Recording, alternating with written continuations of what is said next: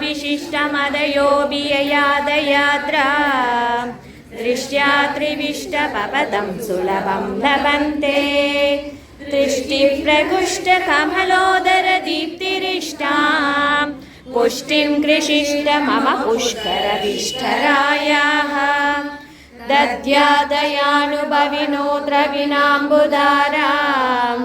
अश्विन्न किञ्चन विहङ्कशिशौ विषन्ने दुष्कर्म कर्म मपूरं नारायण प्रणयनीनयनाम्बुवाः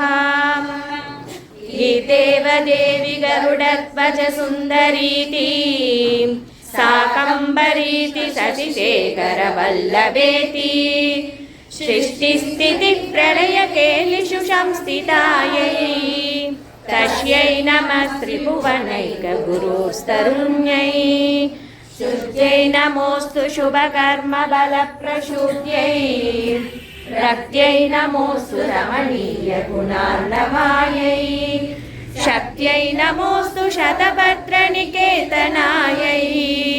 पुष्ट्यै नमोऽस्तु पुरुषोत्तमवल्लभायै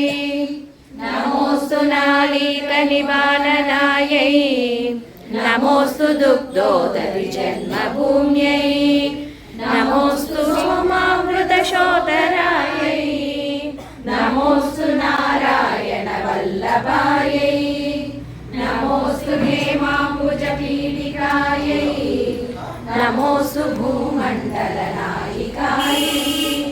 नमोऽस्तु देवादिदयाम्बरायै